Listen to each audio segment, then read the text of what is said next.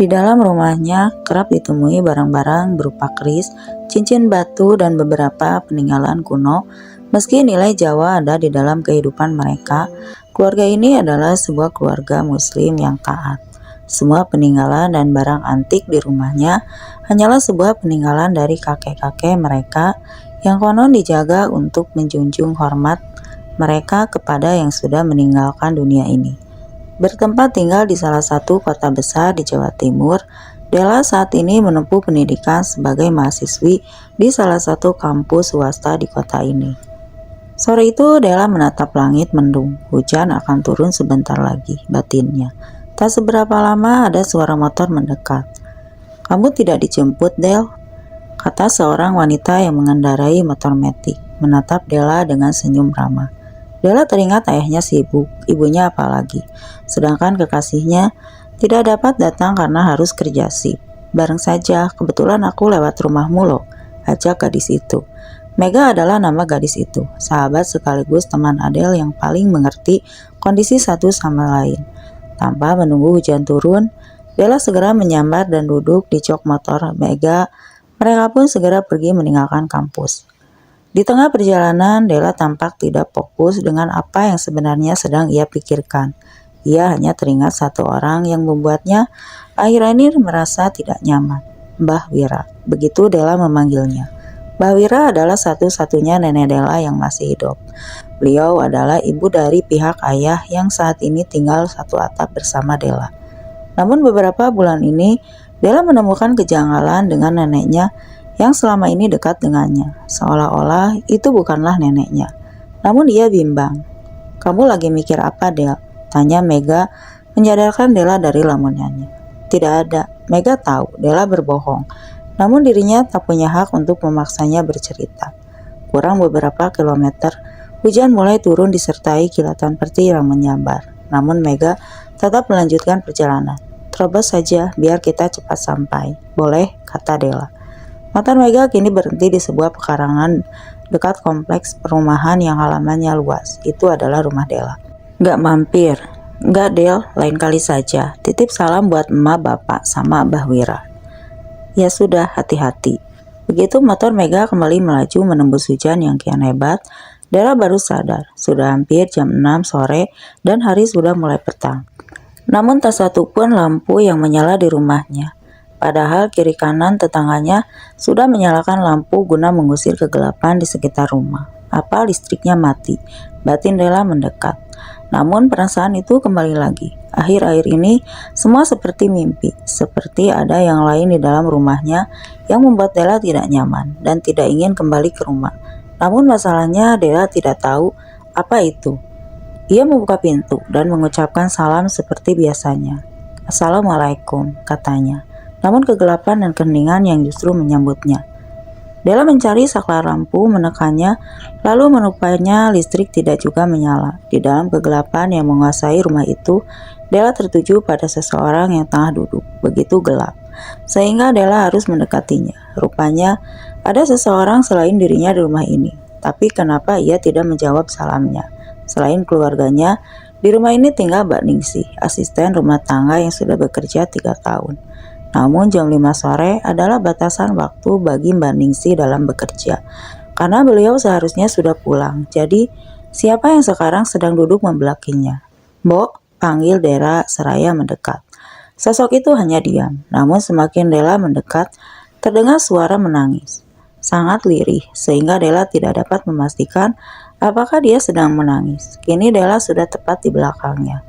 Ketika ia menyentuh bahu sosok itu agar ia dapat melihat siapa yang ada di depannya, sosok itu berbalik menatapnya. "Tolong, Dok, tolong." Kaget karena apa yang Della lihat adalah Mbak Wira yang tengah menangis melihatnya. Sebelum akhirnya Della terbangun begitu saja dari mimpinya. Sudah lebih dari 5 kali Della dihantui mimpi yang sama, berulang-ulang, seolah mimpi itu mengandung pesan. Kenapa dengan Simbah? Della selalu melihat Simbah menangis, padahal Mbah Wira saat ini baik-baik saja dan tinggal bersamanya. Kecuali Della teringat ada yang janggal. Semua itu dimulai hari itu. Hari di mana Mbah mengatakan, "Mbah ketemu perempuan cantik, Del, sangat cantik, yang menemani Mbah di sini." Setelah hari itu, Mbah Wira jadi berubah. Suatu sore, Bu Ida merupakan ibunya Dela memanggil, "Del, kamu tidak lihat ayam di kulkas, kok tidak ada?" Dela tidak lihat, Bu. Ya sudah, mungkin ada yang ambil. Ibu belanja dulu. Ibu Ida pergi. Dela kemudian kembali ke kamarnya.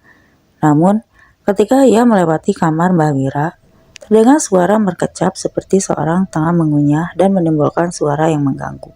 Tidak hanya itu, Dela juga mencium bau amis. Namun bukan amis dari ikan air tawar. Penasaran, Dela mengintip dari celah pintu. Kaget dan campur aduk ketika Dela melihat apa yang terjadi. Mbah Wira tengah mengunyah ayam utuh, namun dalam kondisi mentah.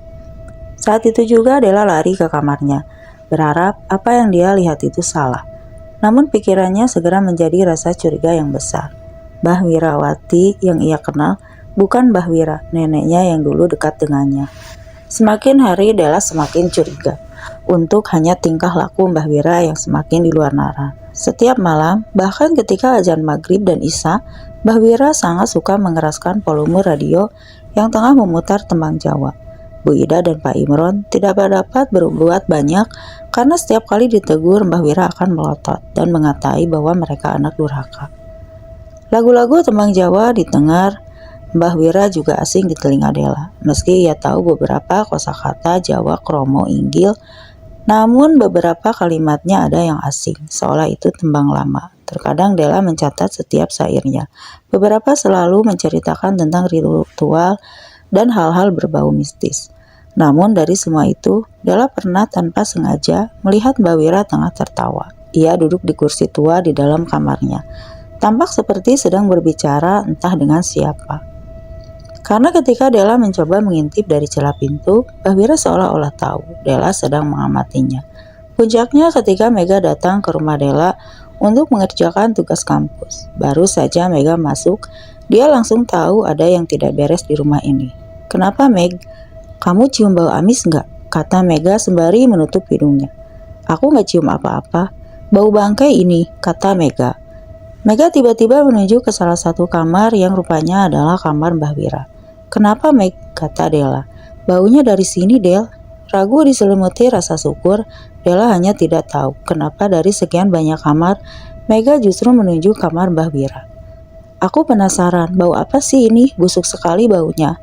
Tanpa tahu apa yang terjadi, Mega sudah melesat masuk, mencari di mana sumber bebauan itu, sampai matanya tertuju pada ranjang Mbah Wira. "Di sini, Del, baunya." Dela yang dari tadi hanya memangu melangkah masuk dengan bimbang. Ketakutan menyelimuti pikirannya. Hari itu Pak Imron dan Bu Ida membawa Mbah Wira ke rumah saudara. Meski begitu, kamar ini seolah memberi sentuhan magis dan langsung menolak kehadiran Dela. Dua kakinya gemetar tanpa sebab. "Bantu angkat kasur nih," kata Mega, mencengkram ujung kasur. Dela segera membantu. Ketika kasur sudah terangkat, betapa kagetnya Mela dan Dela melihat banyak sekali bangkai tikus, kucing, burung mati. Mereka tergeletak begitu saja di bawah kasur. Baunya menimbulkan rasa mual yang menyentak hingga Dela tidak sanggup berlama-lama untuk melihatnya. "Apaan ini, Del?" Mega mulai pucat. "Meg, kita pergi saja dari sini. Aku takut banget." "Takut apa?" Mega semakin penasaran. "Mbah Wira, Meg, akhir-akhir ini beliau bertingkah aneh. Aku takut saja setiap kali melihat dia." "Ini kok bisa kayak gini? Ada ayam mentah juga." Mega menunjukkan sudut bayang tempat kasur. Dela langsung tahu itu adalah ayam tempo hari. Apa yang sebenarnya terjadi? Akhirnya setelah membereskan kasur, Dela dan Mega kembali ke kamarnya. Namun sebelum meninggalkan tempat itu, Dela tahu dirinya seperti sedang diawasi entah oleh siapa. Suara dari mobil baru saja terdengar. Dela tahu mereka sudah pulang. Mega sedari tadi hanya melihat buku di tangannya. Ia belum terbayang apapun, bahkan setelah kejadian tadi. Namun firasatnya mengatakan ada hal ganjil dan berbeda selama Mega datang ke rumah ini. Rupanya benar. Pak Imron dan Bu Ida telah pulang. Di belakangnya, Mbah Wira juga ada, berdiri menyambut tamu yang tidak diundang. Hanya butuh sekali lihat Mega tahu, di hadapannya bukan sosok hangat Mbah Wira yang selama ini dia kenal, melainkan sesuatu yang hitam tengah menatapnya. "Ada apa, Nak? Kenapa melihatnya seperti itu?" Dela melihat gelagat aneh pada Mega. Belum pernah wajahnya ekspresi tercekat seperti ini. Seolah ia baru saja dicekik oleh kekuatan yang tidak terlihat. Merasa semua ini bukan hal baik, Della mengajak Mega masuk ke kamarnya. Di sana, ia masih bisa melihat Mega mencuri pandang dari Mbah Wira. "Ada apa, Meg? Kok kamu lihatnya jadi aneh gini?" "Gak apa-apa, Del," kata Mega. Beberapa saat kemudian rumah itu menjadi sesak bagi Mega. Ia sadar dalam bahaya. "Del, aku mau pamit ya. Aku ada urusan lain." Della yang mendengar itu tahu ada yang disembunyikan oleh Mega, namun tidak punya wewenang dalam menghentikan temannya itu. "Soal tugasnya, tadi aku taruh kertas di halaman 112. Buka aja nanti," kata Mega. Buru-buru menyerahkan buku. "Kamu tidak pamit sama bapak dan ibu?" "Boleh," kata Mega. Sesaat Mega berhenti di depan kamar Mbah Wira. Terdengar nada syair Jawa yang familiar di telinganya. Syairnya menunjuk pada kemalangan dan nasib buruk bagi mereka yang tidak tahu unggah-unggah sopan santun. Suara motor Mega perlahan menghilang. Penasaran dengan ucapan Mega, Della membuka isi buku yang dituliskan Mega di sana. Tertulis sebuah kalimat, "Mbah Wira bukan nenekmu." Saat itu juga handphone berdering. Seseorang menelpon Della ketika melihat nama kontak memanggil. Della pucat pasi. Diangkat telepon itu. Rupanya itu bukan suara Mega. Suaranya adalah suara seorang laki-laki dengan napas terburu-buru.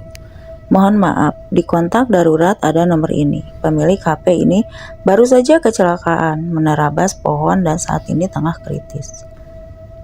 Della hanya mencekat beberapa detik, menelepon orang tua Mega, lalu bergegas keluar. Tepat setelah membuka pintu, dalam diam, terdiam menatap Mbah Wira tengah bersenandung teman Jawa. "Ingat-ingat, waspada dan hati-hati pada sesuatu yang bila kamu tidak tahu apa-apa." Mbah Wira tersenyum memandangnya. Della berlari melewatinya. Ia semakin yakin Mbah Wira bukanlah neneknya. Dia diberitahu kondisi Mega kritis. Sebelum dibawa ke sini, Mega muntah darah banyak. Tapi yang mengkhawatirkan, tentu darah yang keluar dari telinga kirinya. Ini sudah menjadi masalah serius. Della hanya tidak mengerti kenapa tiba-tiba saja seperti ini. Rupanya malam itu Della berniat untuk menghadapi ketakutannya. Meski diselimuti ketakutan, Della memberanikan diri masuk ke kamar Mbah Wira. Beliau sedang melihatnya, tampak tengah menunggu. "Sudah tahu kamu, Nak? Siapa yang ngasih tahu temanmu? Bagaimana keadaannya? Apa dia sudah mati?" Tidak tahu apa yang baru saja Della dengar. Dia seperti mematung di hadapan sosok yang menggunakan tubuh neneknya. Malam itu juga Della menceritakan semuanya ke Pak Imron dan Bu Ida. Di luar dugaan, mereka juga merasakan hal yang sama. "Pak, kayaknya ada yang salah sama ibu. Aku pernah lihat ibu makan kembang. Tak kirain untuk apa. Tapi kok ngeri ya, Pak?" Pak Imron, yang merupakan anak kandungnya, terdiam memikirkan sesuatu. "Besok Bapak cari bantuan. Bapak punya kenalan yang bisa bantu." Dari kamar Mbah Wira mendengar suara keras menyentak. "Tidak usah mengusir aku, kalian semua." Malam itu Pak Imron mengunci pintu kamar Mbah Wira. Saking takutnya, bila dengan mengunci kamar Mbah Wira sudah menyelesaikan masalah, sepertinya Pak Imron salah besar. Setelah pintu dikunci, Mbah Wira tertawa, sembari berujar dengan bahasa Jawa yang sangat mengerikan, seperti mengutuk orang. "Manusia seperti kalian semua kelak akan kena batunya." Dan tepat setelah mengatakan itu, listrik seolah mati total. Malam itu juga Pak Imron langsung menghubungi kenalannya. Sembari mereka bersama keluar dari rumah itu, bingung, Pak Imron menunggu sampai ada mobil datang. Rupanya itu adalah teman kerja Pak Imron. Baru saja beliau turun dari mobil. Beliau langsung istighfar. "Astagfirullah, Imron, ada apa ini? Kenapa rumahmu banyak sekali dedemitnya?" Bingung, Pak Imron menceritakan semuanya. "Mbah Wira, sejak kapan? Kenapa kamu tidak mengasih tahu?" Hanya berbekal membaca doa, kawan Pak Imron melesat masuk ke rumah. Istighfar kembali terdengar. Rupanya di setiap sudut, di penghuni bangsa alus seolah-olah di sini sedang ada pesta yang diadakan. "Begini saja," kata kawan Pak Imron. "Kalian semua pergi dari sini. Besok kita kembali. Malam ini, firasatku buruk, Imron. Yang sekarang ada di kamar itu." Beliau menunjuk kamar Mbah Wira. "Itu berbahaya." Mbah Wira kembali berteriak di dalam kamar. "Ayo ke sini kamu, anak bau pare. Ilmumu masih dangkal, tapi kamu berani menentangi aku." Malam itu juga rumah Pak Imron dikunci, sementara Mbak Wira terus berteriak kesetanan. Untung saja tetangga tidak ada yang bangun. Mereka pergi menuju rumah kawan Pak Imron. Pak Sugeng memang bisa melihat hal begituan, karena itulah terkadang ia buka pengobatan alternatif. Namun dari semua pengalaman dia mengusir bangsa halus, baru kali ini Pak Sugeng tidak berkutik, hanya dengan melihat energi gelapnya. Sejak kapan Mbah seperti ini? Bu Ida dan Pak Imron hanya diam mematung, tidak tahu dari mana semua berawal. Dela yang mendengar itu menjawab, sejak Simba cerita katanya dia sering didatangi wanita cantik di dalam mimpinya. Pak Sugeng tampak berpikir, kemudian beliau mengambil handphonenya. Saya punya kenalan yang punya pengalaman melawan jin rib seperti ini, kata Pak Sugeng. Jin rib itu apa toh geng? Tanya Pak Imron. Jin yang keras kepala, sukar keluar kalau sudah masuk tubuh manusia. Masalahnya Mbak Wira sampai bisa dirasuki seperti ini, itu loh kok bisa tah, mbahmu itu taat sekali, rajin sholat. Bagaimana mungkin masih bisa, semoga tidak seperti yang saya pikirkan. Apa yang kamu pikirkan, geng? Saya takut. Mbah Wira ikhlas menyerahkan diri secara sukarela pada jin itu. Semoga tidak, berdoa saja kalian. Memang apa yang terjadi, Pak, kalau Simba ternyata memang berserah diri pada jin itu? Pak Sugeng diam lama. Dia menatap semua orang, wajahnya tegang. Susah itu, Dek, katanya. Kalau Mbah Wira memang sengaja secara sadar pasrah jin itu masuk, itu artinya kemungkinan kecil bisa keluar. Bayangkan saja, ada yang bertamu dan tuan rumah mengizinkan masuk, bahkan sampai menginap. Apa kamu pikir apa yang terjadi kalau kamu usir tamu itu? Padahal lawang kamu yang punya rumah sudah kasih izin. Pak Sugeng kali ini duduk, dinyalakannya rokok sembari masih menahan diri. Saya yakin terlepas dari Mbah Wira menyerahkan tubuhnya atau tidak, ada alasan yang saat ini saya belum tahu. Tapi bangsa jin itu kumulatif, licik, jahat. Mereka bisa membohongi, mengancam, bahkan melukai bila tidak mendapatkan apa yang menjadi tujuannya. Di sini saya baru cari tahu. Malam ini kalian tidur saja. Biarkan saja Simba Wira di sana. Dia akan baik-baik saja. Jin itu tidak akan melukui tubuh inangnya. Besok setelah kawan saya datang, kita coba pelan-pelan. Semoga Allah melindungi kita. Della masih termangu menatap langit-langit kamar. Ada sebuah detail cerita yang ia lupakan. Melupakan detail itu yang akan menjelaskan semuanya. Sendirian di rumah orang membuat Della tidak tenang. Berlebih wajah Simba terbayang-bayang. Maksud mimpinya melihat Simba Wira menangis sepertinya masuk akal. Tapi kenapa Simba mau menyerahkan begitu saja tubuhnya? Seolah dia memiliki alasan yang masuk akal. Rupanya malam itu Della bermimpi. Wanita cantik yang konon sering ia dengar dari Mbah Wira datang menemuinya. Wajahnya cantik sekali. Della tidak tahu harus menjelaskan seperti apa parasnya. Wanita itu tersenyum, menyapanya lembut, kemudian berujar, "Della, mau ketemu Simba," katanya. Pertanyaan tiba-tiba itu membuat Della bergidik ngeri. Meski kecantikannya tak terbantahkan, namun wanita itu seperti sedang mencoba menjebaknya. "Sini, tak anterin ke Simba kalau mau ketemu. Simba kangen sama Della. Della juga kangen kan?" Bersiap untuk menyambut tangan, Della terbayang wajah Mbah yang menangis. Ia menarik ulur tangan itu. Ketika ia terbangun, Pak Sugeng ada di sana, menyentuh kepalanya sembari membaca ayat kursi. "Astagfirullah," katanya dengan keringat di keningnya. Pak Imron dan Bu Ida menatapnya, menangis melihat Della yang meraung-raung. Della tidak tahu apa yang terjadi, karena ia tidak sadarkan diri di dalam tidurnya. "Kamu gak apa-apa, nak?" peluk Bu Ida. Tangisannya pecah. "Saya kecolongan, sudah kuduga jin ini tidak main-main kalau mencelakai orang." Pak Sugeng menatap Della. "Kamu mimpi apa, Dek?" "Wanita cantik mengajak saya ketemu Simba," kata Della termangap. Wajahnya masih tegang. "Kamu terima tawarannya?" tanya Pak Sugeng. "Tidak, Pak, tadi saya langsung lari.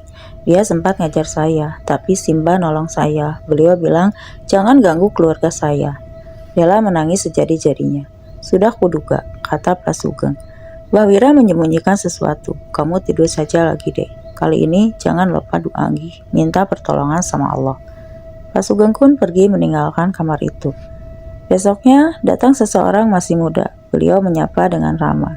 Rupanya beliau adalah kenalan dari Pak Sugeng yang diceritakan semalam. Namanya Mas Iwan. Dia dulu mondok di sebuah pondok pesantren. Beliau datang jauh-jauh ke sini ingin membantu. Pak Imron menyambut salam hangat itu. Di jalan, Pak Sugeng menceritakan semuanya pada Pak Iwan. Pak Iwan hanya mangut-mangut saja. Sesampai di rumah Pak Imron, Mas Iwan langsung merasakan sentakan tidak enak. Banyak sekali penghuninya, kata Mas Iwan. Siang bolong, ia bisa melihat ke sana kemari. Sebelumnya tidak begini, kata Pak Sugeng. Tampaknya jin ribut itu berusaha mengumpulkan sebanyak-banyaknya pengikut. Tanpa basa-basi, Mas Iwan langsung menuju kamar Simbawira. Begitu pintu dibuka, Mas Iwan kaget bukan main melihat kondisi Mbah Wira yang tengah duduk menyantap bangkai kucing. Astagfirullah, kata Mas Iwan, disaksikan oleh Pak Imron dan Pak Sugeng. Mas Iwan mendekati Mbah Wira yang menatapnya tajam, dengan gigi kemerahan dari darah daging kucing yang ia santap hidup-hidup. Assalamualaikum, sapa Mas Iwan, namun Mbah Wira tak menjawab. Assalamualaikum lagi, namun tetap tidak dijawab. Assalamualaikum, ketiga kalinya Mbah Wira menjawab. Waalaikumsalam. Namun suaranya bukan suara Mbah, melainkan suara menyerupai seorang pria. Anda siapa? Dan ada urusan apa Anda di sini? Aku diundang, jawab Mbah Wira. Siapa yang mengundang? Tidak ada urusannya denganmu. Anda bisa menjawab salam saya. Sekarang saya ingin meminta tolong. Bisakah Anda pergi bersama teman-teman Anda? Bisa? Mbah Wira tiba-tiba berteriak keras sekali. Lalu ia menatap Mas Iwan dengan sengit. Kali ini ia meregang seperti macan. Pak Sugeng memberitahu Pak Imron yang tampak kebingungan. Yang baru saja adalah jin menapik. Dia ikut masuk ke dalam tubuh Mbah Wira. Sebenarnya ada banyak sekali yang sudah masuk. Tujuannya cuma satu. Jin rib ini sedang bersembunyi di antara mereka. Pak Imron tidak dapat percaya. Namun dengan penglihatan secara langsung, ia harus merubah pikirannya bahwa hal ini di luar nalar. Ini merupakan nyata. Mas Iwan meraih botol minum yang sudah ia bawa. Disiramkan air itu sembari beliau berdoa. Seolah terbakar, Mbah Wira merangkak seperti macan menjauhi Mas Iwan. Mas Iwan menatap Mbah Wira. Matanya mendeliak seolah memberi ancaman, dan Mbah Wira terus meraung marah. Suaranya nyaris seperti harimau betulan. Pak, permintaan saya tadi sudah dibawakan. Pak Sugeng mendekat, memberikan kain kapan yang sudah dirobek bentuk siluet tali. Tolong bantu saya pegangi ini, Pak, kata Mas Iwan. Pak Sugeng dan Pak Imron langsung menangkap Mbah Wira, kaget bercampur bingung. Tenaga Mbah Wira bukan main kuat. Bagaimana mungkin wanita yang sudah berumur bisa membuat dua lelaki dewasa seperti tersudut? Mas Iwan menyentuh kening Mbah Wira, sembari memecatkan ayat-ayat. Raungan Mbah Wira semakin keras, namun dengan begitu, Mbah Wira mau tidak mau dituntun ke atas kasur. Diikatnya kaki dan tangan Mbah Wira dengan tali kain kapan di 4 tiang ranjang. Masih mengaung marah, Mas Iwan kemudian kembali membaca ayat-ayat. Kali ini, Mbah Wira sedang seperti macan, namun suaranya menggelegar, tertawa-tawa, bahkan mencemooh. Kamu pikir dengan begini, kamu bisa mengusirku, dasar anak kecil. Kamu tidak akan bisa memaksaku keluar. Apakah itu jinnya, Mas? Tanya Pak Imron. Wajah Mbah Wira berdelik dengan senyuman mengejek, seolah-olah apa yang dilakukan Mas Iwan tidak ada gunanya. Bukan, Pak, kata Mas Iwan. Ini jin lain. Saya akan mencoba memaksanya keluar, tapi saya butuh waktu. Mas Iwan mengambil telur ayam. Diletakkannya telur itu di bawah bayang, ranjang, kasur, kemudian beliau kembali membaca ayat-ayat. Aneh, meski wajah Mbah Wira meringis menahan sakit, namun ia masih bisa tersenyum, seolah membuktikan bahwa ia tidak dapat dikalahkan. Yang terakhir, Mas Iwan menarik sesuatu dari ujung kepalanya, seolah ada yang diambil. Namun, ia lakukan itu berkali-kali. Jeritan Mbah Wira begitu hebat, sampai menimbulkan kebisingan di antara warga yang berbondong-bondong mendekat dan penasaran. Pak Sugeng segera menemui warga menjelaskan apa yang terjadi. Begitu selesai, Mas Iwan keluar dengan wajah masam. Pak Imron seolah tahu apa yang dikatakan Mas Iwan. Saya mohon maaf, tempat ini sudah dijadikan sarang sama dia, jin rib. Setiap saya keluarkan satu, masuk lagi untuk menggantikan yang lain. Dan itu terus berlanjut, sehingga saya kesulitan, Pak. Lalu bagaimana, Mas? Begini saja, kita bawa ke pondok pesantren tempat saya menimba ilmu. Insya Allah, banyak yang akan membantu, katanya mencoba memberi harapan. Mas Iwan mengajak Pak Sugeng dan Pak Imron masuk ke rumah. Di atas meja ada sebuah telur yang diletakkan di bawah ranjang. Begini Pak Imron, mohon maaf, sejak awal saya curiga jin ini sudah menghasut Mbah Wira agar menyerahkan raganya secara pasrah. Bila telur ini menghitam dan bau busuk, maka Mbah Wira benar-benar menyerahkan tubuhnya. Sebaliknya, bila telur ini tampak normal, Ada harapan bahwa jin ini memaksa Mbah Wira. Ketika telur diketuk dan dikeluarkan dari cangkangnya, semua yang ada di sana kompak menutup hidung. Bau busuk telur itu rupanya jauh lebih dari kata busuk, bahkan cairan kental hitam menyeliputinya. "Tanda apa ini, Pak?" tanya Pak Sugeng. "Keluarga Bapak yang membawa jin ini, sehingga ia terikat dengan semua kejadian ini," kata Mas Iwan tegang. "Lalu bagaimana, Pak? Saya butuh sebuah mobil besar yang mampu memuat 12 orang santri pondok pesantren. Mereka akan membantu kita menghadapi petaka ketika kita di jalan." Pak Sugeng menatap Pak Imron. "Sudah, sebaiknya kamu cari bus yang bisa disewa. Perjalanan ini akan sangat sulit dan bahkan berbahaya untuk keluargamu, untuk kita semua." "Keluarga saya, Pak." Pak Imron bingung. "Iya, keluarga kamu," kata Mas Iwan menegaskan. Sepulang dari sana, Pak Imron menceritakan semua kepada Dela, kepada Bu Ida. Mereka pucat, berpikir bagaimana kejadian ini bisa menimpa keluarga mereka, apa yang sebenarnya terjadi. Hari itu Dela dikabari Mega siuman. Dengan cepat, Dela pergi ke rumah sakit di mana Dela dirawat. Dela bertemu ibunya Mega, menjelaskan ketika ia siuman, yang ia panggil pertama itu nama Dela. Sepertinya Mega mau mengatakan sesuatu. Begitu mata mereka bertemu, Dela memeluk Mega, dan kemudian Mega menceritakan semuanya. "Mbah Wira, Del, dia bukan mbahmu," kata Mega. Suaranya gemetar menceritakannya. "Siapa yang kamu lihat, Meg? Kok kamu kayaknya kelihatannya takut gitu?" "Sumpah, Del, demi Tuhan, itu bukan mbahmu. Percaya, Del?" "Iya, aku percaya," kata Dela menenangkan. "Apa yang kamu melihat sebenarnya, Mega?" "Aku nggak tahu, Del. Wajahnya tidak bisa aku gambarkan. Aku tidak pernah melihat makhluk semengerikan ini, Del. Bertanduk mirip kerbau, besar dan hitam, tapi suaranya seperti perempuan. Aku diancam, Del." "Diancam bagaimana?" "Dia bilang aku tidak boleh ikut campur. Karena aku ikut campur, dia akan mengejarku, Del. Aku takut, makanya aku ngebut, dan rupanya aku tidak sadar di depan ada pohon. Aku ingat apa yang terjadi, tapi aku masih bisa membayangkan wajahnya di depanku. Sekarang bagaimana?" "Dia masih mengejar kamu." Mega menggelengkan kepala. "Del," kata Mega, "aku bermimpi. Di mimpiku ada Mbah Wira. Dia lagi nangis. Suaranya kayak minta tolong, Del. Tolong Mbah Wira, Del. Tolongin. Kasihan dia." Dela yang memangu memandang Mega. Malam itu juga Dela dan Ibu Ida sudah berkumpul di rumahnya. Banyak warga yang penasaran.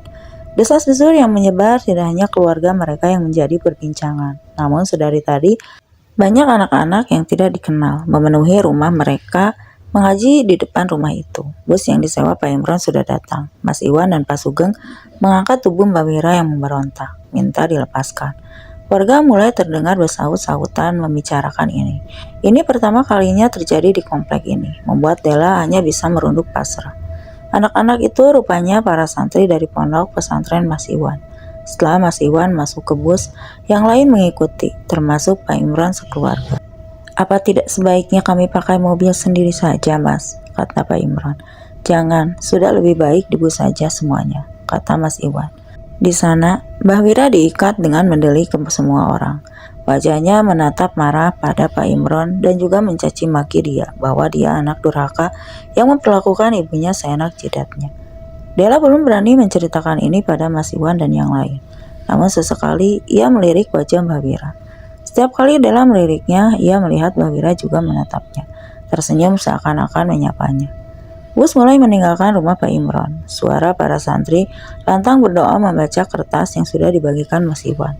Bus itu seperti bus yang semuanya menjadi seperti pengajian. Namun entah perasaan apa yang lewat begitu saja, karena Dela sudah merasa bahwa perjalanannya tidak akan mudah. Benar saja. Sepanjang perjalanan ia mendengar para santri berdoa. Umumnya akan membuat Dela tenang, namun rupanya sebaliknya. Semakin jauh bus berjalan, bulu kuduk Dela semakin merinding. Sampai mereka meninggalkan keramaian dan mulai memasuki alas hutan. Perjalanan sendiri jauh-jauh ke timur. Mbah Wira hanya tertawa, masih terus mengumpat dengan bahasa Jawa, dan seolah apa yang mereka lakukan sia-sia belaka. Sampai tepat di jalanan tengah hutan, Dela melihatnya. Sepanjang jalan dia bisa melihat di luar. Di samping pohon-pohon hutan, dia diawasi, diikuti, lalu bus mendadak berhenti begitu saja. Mas Iwan meminta semua tetap membaca doa. Supir bus melihat ke arah Pak Imron. "Maaf Pak, busnya tiba-tiba berhenti." Saat itu guruh suara terdengar, membuat para santri seperti tersentak. Diikuti suara tawa melengking. Mbah Wira menunjuk Mas Iwan kemudian berkata, "Musibah ini tidak akan berhenti di sini. Ia akan mengikuti setiap dari kalian yang ada di sini." "Bismillah, Pak, ayo coba jalan lagi," kata Mas Iwan tenang.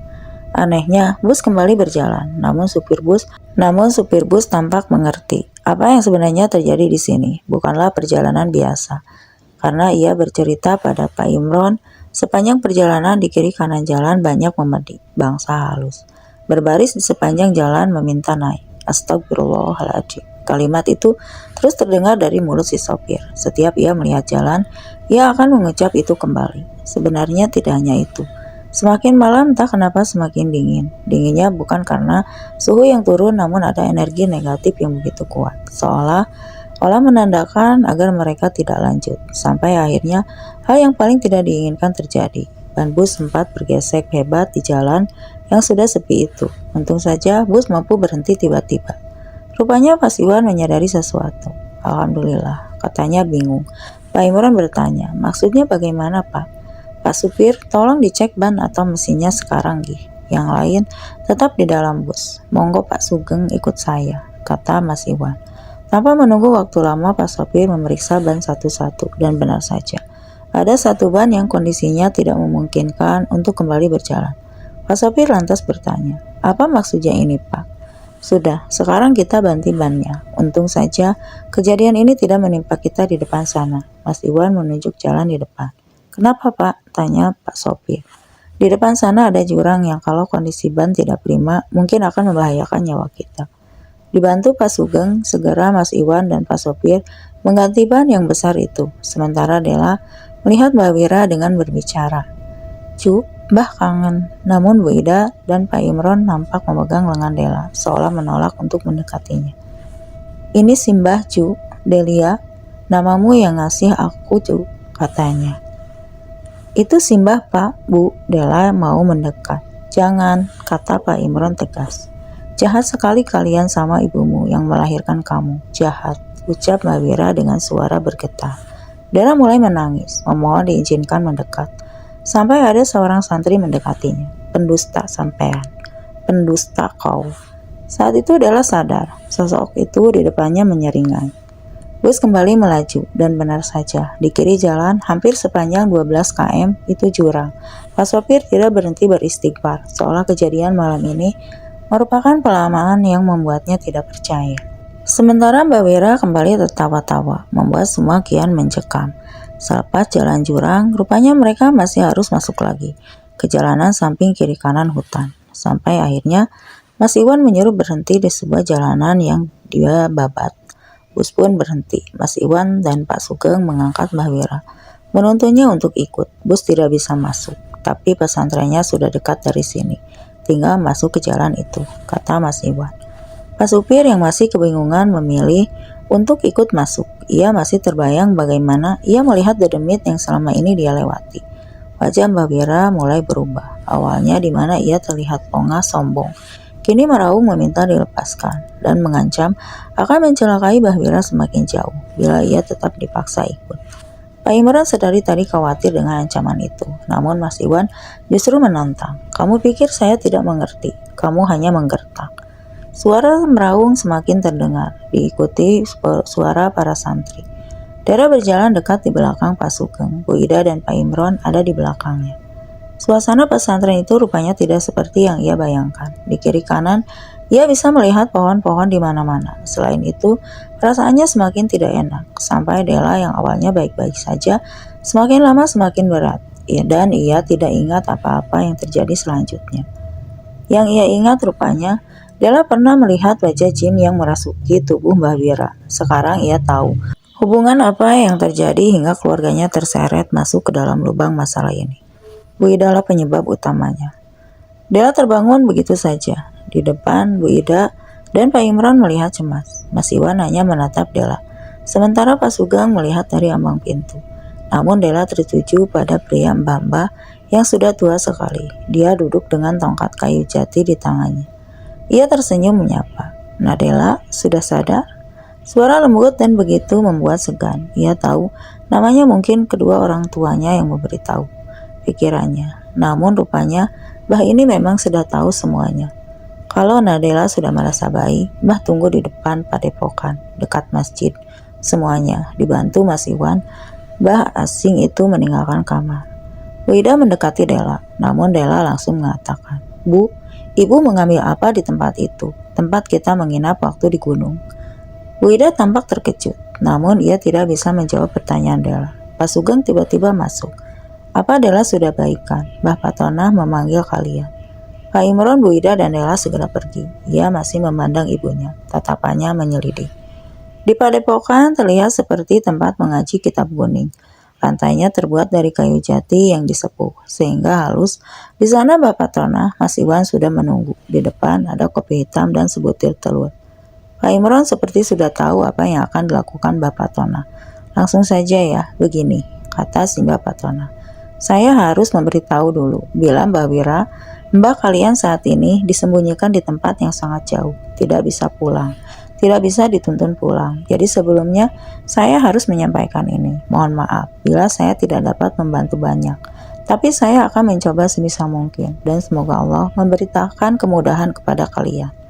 Tangis pecah. Dela dan Bu Ida berpelukan, sementara Pak Imron hanya menutup matanya dengan tangan. Padepokan menjadi hening sekali. "Sebelumnya saya hanya mau memastikan dulu," ucap Mbak Patona, menatap Pak Imron, Bu Ida, dan Dela bergantian.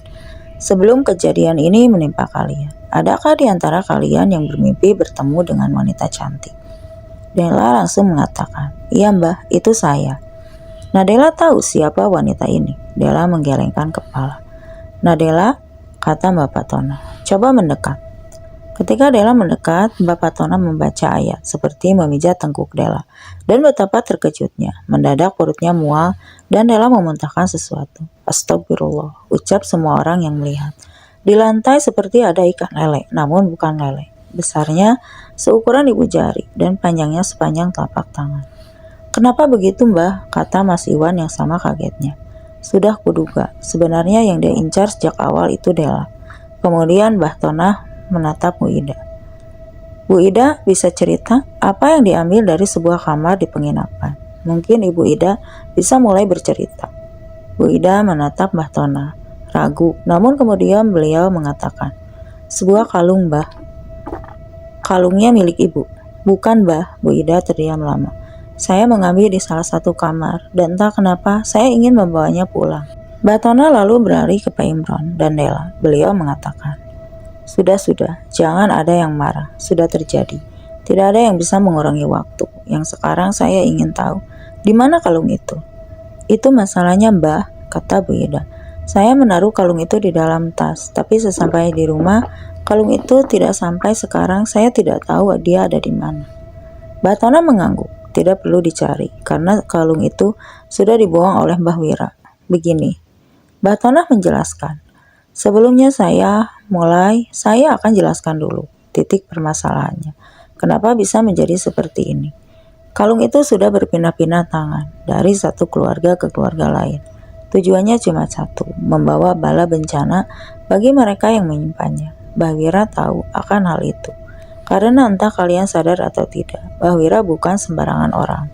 Beliau adalah getih anget yang menjadi tiang kembar, dan yang jadi masalahnya adalah jin rib yang memasukinya kebetulan adalah jodohnya. Itu yang membuatnya semua ini sulit. Mbah Wira bisa saja menolak ini, bisa melawan jin itu, karena getih anget tidak dapat dengan mudah dirasuki. Namun jin itu makhluk yang manipulatif. Dia akan terus membuat kalian menderita. Dia akan membawa kesengsaraan.